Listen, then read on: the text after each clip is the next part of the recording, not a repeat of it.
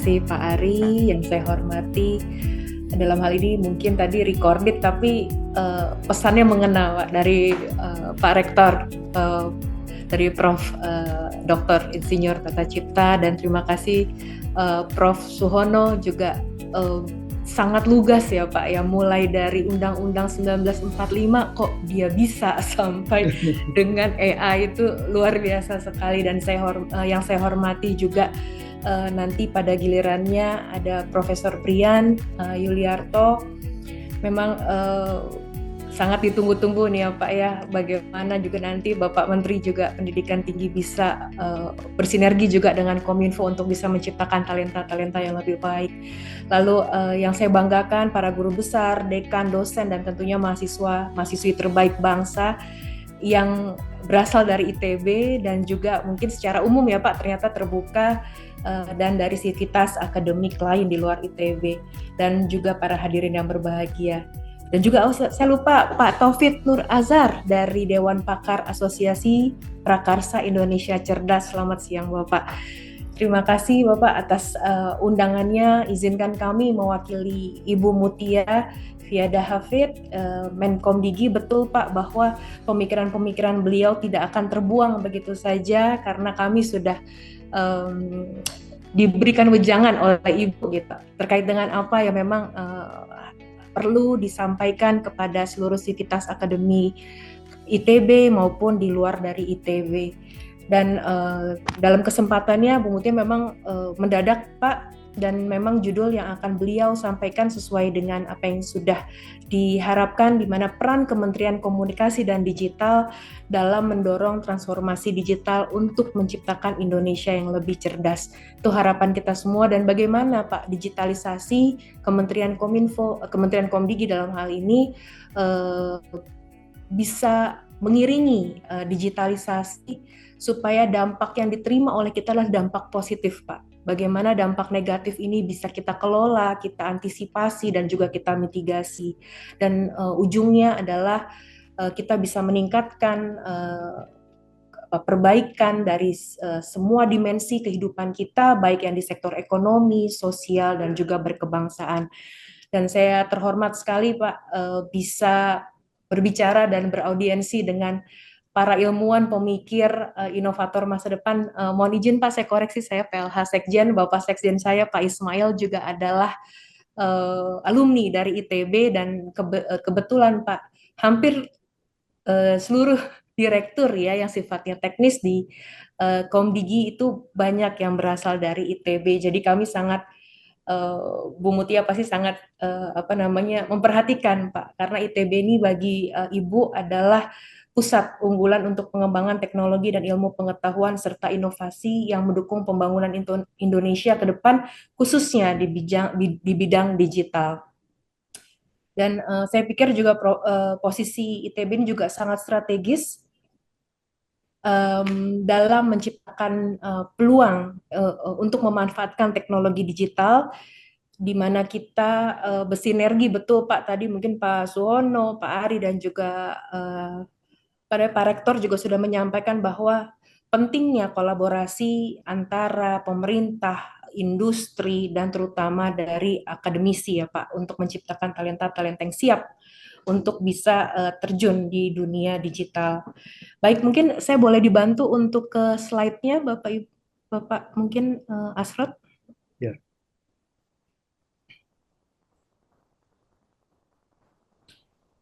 Baik, izinkan saya untuk menyampaikan bahwa memang di tahun 2024 ITU International Telecommunication Union saat ini mencatat bahwa jumlah pengguna, mungkin next,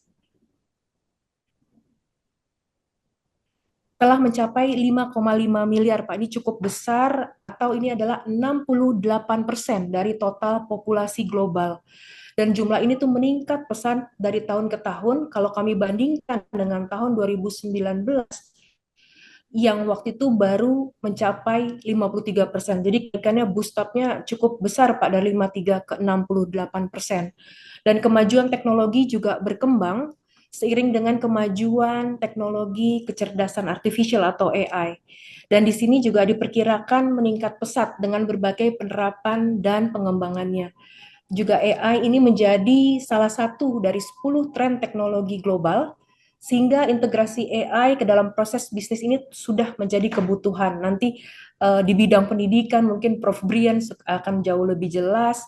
Nanti dalam diskusi juga akan lebih ditekankan lagi oleh Pak Prof. Suhono gitu ya, terkait bagaimana AI ini sangat mempengaruhi segala proses dalam kehidupan kita. Dan tentu saja, Pak, ketika sudah merasuk ataupun masuk ke seluruh bisnis proses yang ada di lingkungan kita, kita perlu untuk memitigasi risikonya terkait dengan pemanfaatan dan penggunaannya. Memang Bu Menkom Digi ini sekarang ini sangat menggunakan AI, Pak, dalam beberapa program prioritasnya, baik dari Saman terkait dengan aplikasi pengawasan konten digital, itu kami juga sudah mulai menggunakan AI untuk bisa menyaring informasi dari hoax, Pak, sehingganya memang ruang digital kita bisa makin sehat. Lalu kami juga melihat bahwa fenomena ini ditandai oleh 92% perusahaan global yang sudah menggunakan AI, dan bahkan 1%-nya sudah menerapkan secara penuh terkait dengan penggunaan AI ini. Dan dari penggunaan AI ini, kami memperkirakan, gitu ya, Pak, dari McKinsey memperkirakan akan memberikan tambahan lapangan pekerjaan sebesar 40%. Ya ini yang harus di-embrace ya Pak oleh kita Indonesia. Kita kadang-kadang tidak bisa lagi menolak apa dari AI ini masuk ke Indonesia, tetapi bagaimana caranya kita membrace diri kita, memperkuat kompetensi dari mahasiswa SDM kita. Nah, ini yang tadi mungkin disebut bagaimana posisi dari SDM kita sekarang untuk bisa apa ya, surfing ya Pak, malah surfing nih, kita harus berselancar bersama dengan AI ini. Lalu pada gilirannya teknologi AI ini diprediksi dapat memberikan kontribusi hingga 15,7 triliun pada US dollar pada tahun 2030. Informasi ini kami peroleh dari PwC, dan dari jumlah tersebut berasal dari peningkatan produktivitas dan juga peningkatan tingkat konsumsi. Oleh karena itu, tidak mau pemerintah, pelaku bisnis dan individu ini perlu beradaptasi untuk memastikan kemampuan baik SDM maupun sistem, dan juga bagaimana memitigasi risikonya.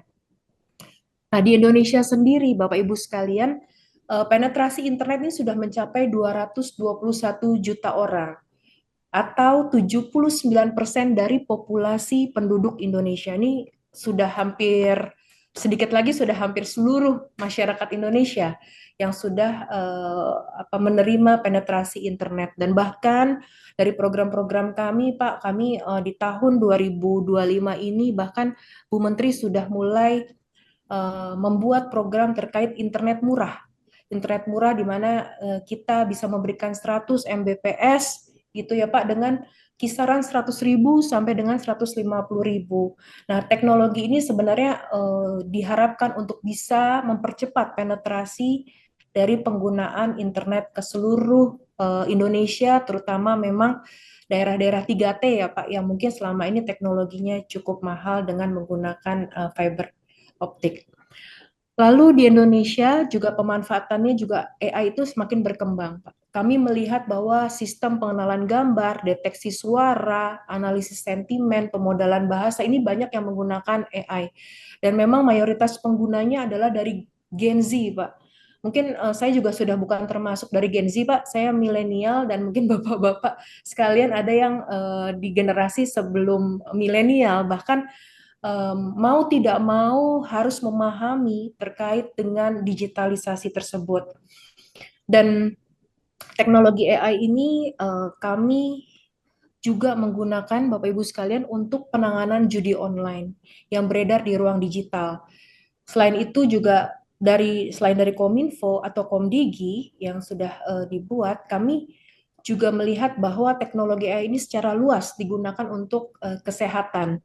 Tadi mungkin Pak Dokter Ari sudah menyampaikan bahwa oh ada dokter ya Pak ya di asosiasi nanti dari Dewan Pakar dari dokter. Nah, bagaimana di sektor kesehatan ini yang sudah sangat membantu masyarakat Indonesia untuk penerapan-penerapan dari perangkat-perangkat kesehatannya yang kami tahu mungkin dari teknologi ronsen atau CT scan yang bisa menganalisis terkait dengan kesehatan manusia di Indonesia dan sebagainya, dan ini mungkin nanti akan dijelaskan dengan lebih baik oleh Pak Dokter gitu ya dalam hal ini. Lalu penerapan teknologi AI juga betul tadi disampaikan oleh Pak Rektor bahwa analisis data dan tadi Pak Prof. Suwono, analisis data dalam jumlah besar ini juga kami penting Pak, bahwa kami memang Kominfo sekarang sudah ada PDN ya Pak, baik yang di Cikarang maupun PDNS yang sifatnya di cloud. Nah, ini keduanya adalah bagian dari program Kominfo untuk menyiapkan data center seperti yang mungkin selama ini disiapkan oleh swasta. Nah, ini adalah untuk meningkatkan layanan pemerintahan di bidang digital. Bapak Ibu yang berbahagia, saya melihat bahwa tantangan digitalisasi, mungkin di next slide, tantangan digitalisasi untuk mencapai target 2030 ini memang cukup besar, Pak. Di mana tantangan kita ini banyak ada di sektor infrastrukturnya. Memang Komdigi ini sudah mungkin ini bisa ini ya apa namanya di infrastruktur digital yang belum saya nggak nge-lag, maaf Pak, mungkin saya jadi mungkin nggak sinkron dengan slide-nya. Lalu infrastruktur digital ini yang memang belum merata Pak. Komdigi sudah berupaya sedemikian rupa untuk membangun BTS Pak. Mungkin Bapak Ibu sekalian familiar ya dengan apa itu BTS. Sebenarnya BTS itu cita-citanya sangat mulia, Pak. Bahwa BTS ini adalah yang memang disiapkan oleh Komdigi untuk sampai di daerah 3T bisa terhubung internet gitu. Jadi semua masyarakat Indonesia ini mendapatkan hak akses informasi. Dan memang masih ada 40 juta penduduk yang belum memiliki akses internet yang memadai. Nah, di sini kami melihat bahwa dari jumlah tersebut, dari 40 juta penduduk Indonesia tersebut, sebanyak 32,5% tersebar di 7.266 kecamatan belum terhubung dengan fiber optik. Dan ini memang banyaknya di wilayah 3T. Dan kami melihat tantangan lain dalam mencapai tantangan digital 2030 adanya belum tersedianya ya Pak, atau terbatasnya jumlah talenta digital dan SDM yang berkualitas. Ini juga perlu menjadi perhatian kita Bapak Ibu sekalian.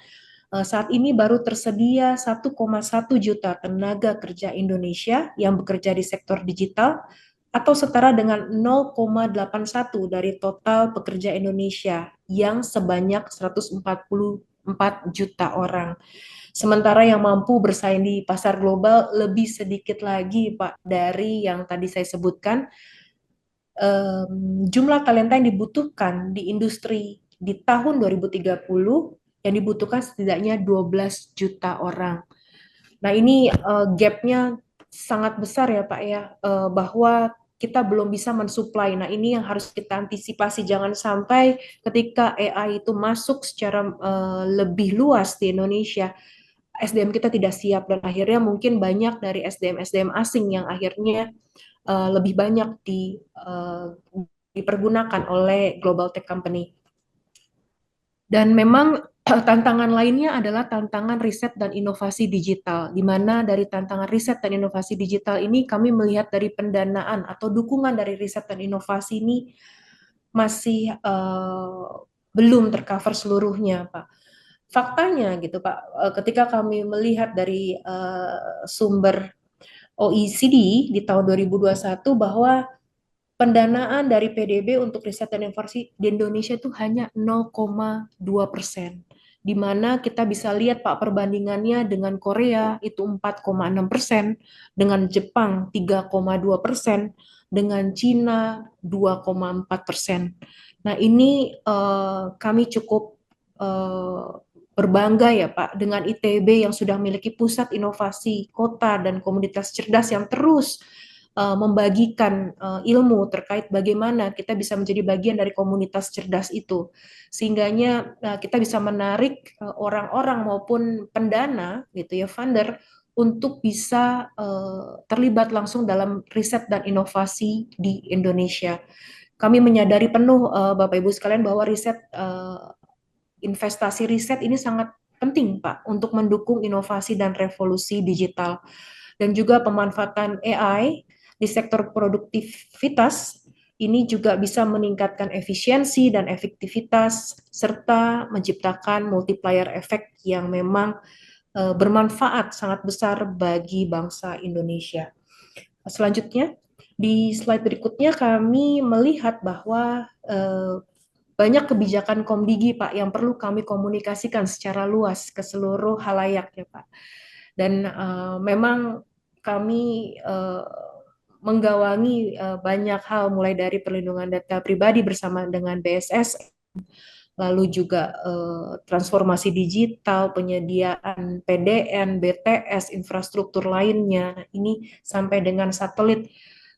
Kami perlu rasanya untuk bisa menyampaikan kepada Bapak Ibu sekalian bahwa kebijakan Komdigi dalam mendorong transformasi digital, kami memiliki dua peran utama. Yang pertama adalah mendorong digitalisasi di sektor pemerintah, ekonomi, dan SDM digital, dan yang kedua adalah yang ini cukup baru dan menjadi concern Ibu Menteri, Pak, yaitu menciptakan ruang digital yang aman dan ekosistem digital berkelanjutan. Ini ditandai betapa Ibu Menteri concern dengan hal ini sampai dibentuk dua Direktorat Jenderal baru yang khusus dan berfokus untuk menciptakan ruang digital yang aman, baik untuk dewasa maupun sekarang anak-anak, Pak. Ibu Menteri sudah mulai concern dengan menciptakan ruang digital yang ramah anak, serta ekosistem digital berkelanjutan. Kebijakan utama yang sudah ditelurkan adalah terkait dengan UU ITE nomor 1 tahun 2024 dan UU nomor 27 tahun 2002 tentang pelindungan data pribadi. Dan di sini kami melihat bahwa visi Indonesia Digital ini perlu kami terus dorong, Pak. Ini adalah dokumen yang memuat kebijakan teknis dan strategi digitalisasi yang mengakselerasi pertumbuhan ekonomi rata-rata mencapai 7-8%, serta mengurai rencana strategis secara lengkap ya Pak, terkait dengan pemanfaatan teknologi digital sebagai pilar utama pembangunan bangsa. Nah, memang 3 prinsip utama untuk mendorong visi Indonesia Digital 2024 yang digaungkan oleh Bu Menteri adalah terkait inklusivitas, di mana inklusif ini mencerminkan akses yang merata untuk semua kalangan, di mana penetrasi baik dari internet, penggunaan dari akses informasi, baik di perkotaan maupun daerah terpencil ini tidak ada yang tertinggal. Semua harus kita gandeng, semua harus kita rangkul demi inklusivitas. Yang kedua adalah memberdayakan, yang berarti adalah pemanfaatan teknologi digital tersebut itu harus mampu meningkatkan produktivitas, kreativitas, dan daya saing ekonomi yang melalui inovasi teknologi. Yang terakhir adalah dipercaya. Dipercaya, terpercaya, dan berdaulat ini adalah artinya memberikan makna bahwa ruang digital dalam prosesnya harus sehat dan aman, serta mampu untuk menegakkan kedaulatan dan kemandirian bangsa. Lanjut. Para sivitas akademik ITB yang saya banggakan bahwa strategi digitalisasi mendorong pencerdasan bangsa, kami mewujudkan proses digital yang mampu dimanfaatkan untuk mencerdaskan bangsa. Kami memiliki program strategis, yaitu beberapa hal yang kami sampaikan dalam webinar ini. Yang pertama adalah infrastruktur digital terjangkau, berkualitas, dan berkelanjutan, peningkatan pertumbuhan industri telekomunikasi dan iklim industri yang sehat. Lalu inisiatif strategis yang kami dorong adalah dalam bentuk paket-paket kegiatan berupa paket kebijakan dan insentif kepada operator telekomunikasi untuk perluasan konektivitas broadband ke seluruh desa dan kelurahan. Dan B, untuk menciptakan penetrasi yang lebih luas terkait dengan penggunaan internet, kami melakukan fiberisasi jaringan hingga desa untuk fasilitas pendidikan, kantor pemerintah, dan fasilitas kesehatan, serta pembentukan kota-kota berinternet dengan kecepatan tinggi, yaitu Gigabit City yang berteknologi 5G. Nah, ini banyak sekali ya Pak, nanti kerjasama yang bisa kita lakukan, baik dari Komdigi dan juga ITB Pak, untuk bisa mewujudkan kota-kota Gigabit City yang berteknologi digital tersebut. Nah, program lainnya kami juga melakukan transformasi digital, Pak, di sektor ekonomi. Concern kami, Pak, dalam satu dekade terakhir adalah membangun ekosistem digital terintegrasi. Kami mendukung terbentuknya startup sampai dengan ekosistem industri nasionalnya. Dan di sini bentuk aktivitasnya juga beragam, Pak, mulai dari pertanian, perikanan, energi, dan terutama yang mendukung dari program terbaru dari Pak Prabowo adalah Pak Presiden adalah ketahanan pangan dan energi. Ini yang betul-betul Bu Menteri selalu sampaikan di beberapa kesempatan bahwa kita menggunakan AI untuk mendorong ketahanan pangan dan juga energi. Lalu terkait dengan inisiatif strategis, di sini kami melihat aktivitas utama yang dapat mendorong adalah inovasi dan pemanfaatan teknologi, lalu juga seperti AI, blockchain, dan IoT. Nah, ini BPSDM kami, dan di sini kami melihat bahwa ada Bapak Hari, mantan dari Kepala BPSDM yang juga banyak bekerja sama juga dengan ITB, sekarang sebagai Widya Iswara di Komdigi. Ini juga banyak memberikan pelatihan-pelatihan terkait dengan AI, blockchain, dan IoT yang mungkin mahasiswa-mahasiswa ITB juga dapat mengikuti pelatihan yang bersertifikasi yang diberikan oleh Komdigi secara gratis melalui Digital Talent Scholarship. Next. Penciptaan SDM digital sebagai motor pencerdasan bangsa, Bapak Ibu sekalian, untuk melengkapi program-program di atas, bahwa kami melihat diperlukan sebuah program strategis untuk memenuhi kebutuhan SDM, di mana memang tidak hanya aspek kuantitas ya Bapak. Tadi walaupun kita bilang di awal kita membutuhkan 12 juta tenaga talenta digital sampai dengan 2030, tetapi bukan hanya kuantitas yang kita kejar, tetapi juga kualitas. Nah, ini yang memang perlu sinergi baik dari pemerintah maupun swasta dan juga akademik, bahwa ini juga kita melihat perlu ya Pak, bahwa tidak hanya teori-teori yang diajarkan, tetapi banyak praktik-praktik yang memang ketika mahasiswa itu lulus dan ketika dia terjun ke dunia digital, mereka dapat langsung berkontribusi dan pace up dengan apa yang dibutuhkan oleh industri itu sendiri. Dan juga kami melihat bahwa kegiatan utama kami yaitu pelatihan digital profesional untuk menutup gap tenaga kerja, lalu pengembangan ekosistem pelatihan, dan juga peningkatan literasi digital untuk pemanfaatan teknologi yang bijak dan produktif. Nah, ini sejalan dengan yang peningkatan literasi ini di level dasar, Pak. Jadi Komdigi ini memberikan pelatihan maupun dari pelatihan tingkat dasar sampai sertifikasi lanjut, Pak, yang memang nanti dikeluarkan oleh Global Tech yang oleh para mahasiswa ataupun masyarakat secara umum itu dapat digunakan untuk mungkin mengisi kekosongan tenaga kerja digital di Indonesia. Lalu kami juga bekerja sama dan kami memiliki politeknik dan balai pengembangan SDM tersebar di seluruh Indonesia yang dapat memberikan akses pelatihan setara dan sertifikat keahlian. Nah, ini juga terbuka, kami sangat membuka dengan tangan lebar ya Prof. Ari, bahwa terbuka untuk kolaborasi dengan ITB guna menyelenggarakan pelatihan dan sertifikasi digital berkualitas tinggi, dan saya percaya dengan tadi Pak Prof. Suhono di Pusat Inovasi Kota dan komunitas cerdas ini kita dapat membangun kolaborasi berkelanjutan, Pak, untuk mahasiswa dan juga masyarakat secara umum. Dan kebutuhan talenta digital Indonesia ini kami memfokuskan, Pak, untuk bidang AI, analisis data, dan keamanan siber. Nah, keamanan siber ini juga sangat penting, Pak. Ketika kita sudah memiliki data yang sebegitu besar, nah ini yang tantangan kita selanjutnya adalah keamanan siber. Nah, ini makanya menjadi fokus Komdigi di 3 hal ini, yaitu di AI, analisis data, dan juga keamanan siber. Lalu program 100.000 talenta digital per tahun dan penguatan STM ini juga sangat penting. Kami melihat bahwa science, technology, engineering, dan mathematics ini juga perlu kita kuatkan, Pak, untuk bisa mendukung tadi bidang-bidang AI, analisis digital, analisis data, dan juga keamanan cyber.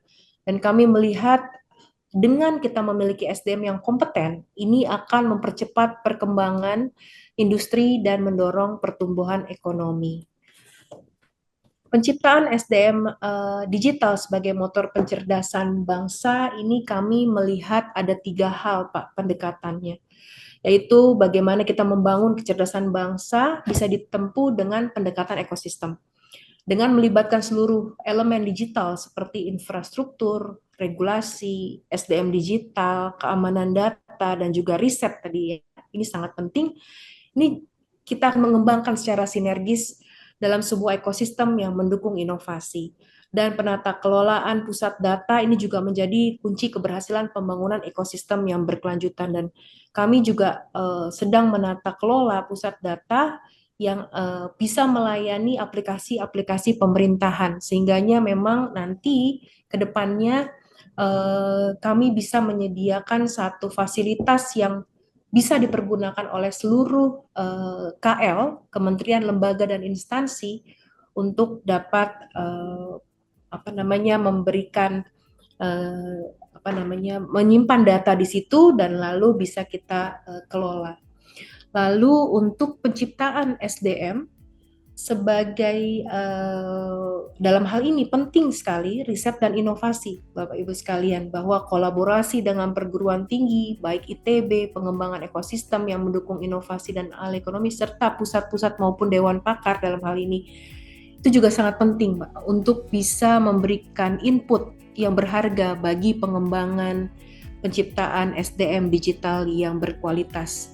Dan terakhir, kami sangat mengharapkan ke depan bahwa kolaborasi ini bisa sustain, Pak, bisa terus berkelanjutan. Kita akan ciptakan program-program berkelanjutan yang baik, yang kami pikir kami sangat sejalan, Pak, dengan ITB, yaitu membangun kecerdasan Indonesia.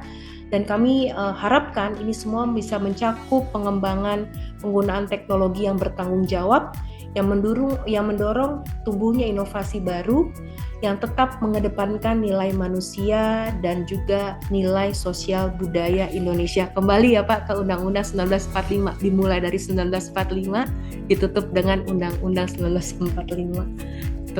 Dan sebagai penutup, Bapak izinkan kami untuk menyampaikan bahwa teknologi digital ini lebih dari sekadar teknologi. Ini adalah sebuah perubahan dalam cara kita bekerja, berpikir, berproduksi, dan berinovasi. Lalu digital juga harus menjadi pola bersama dalam aktivitas ekonomi dan sosial untuk mencapai pertumbuhan ekonomi tinggi. Dan kami juga menyerahkan, Pak, bukan menyerahkan ya, menyerahkan lalu bersinergi kepada ITB yang kami harapkan berperan sebagai pusat inovasi. Dan kami yakin ITB ke depan juga sudah memikirkan banyak program lainnya yang dapat berkontribusi dalam pengembangan ekosistem digital untuk mencetak talenta unggul dan mendukung perekonomian nasional, terutama di bidang digital. Demikian mungkin saya akhiri pesan-pesan dari Ibu Menkomdigi. Semoga apa yang kami sampaikan dapat memberi manfaat bagi kita semua. Wassalamualaikum warahmatullahi wabarakatuh. Terima kasih Bapak Ibu sekalian.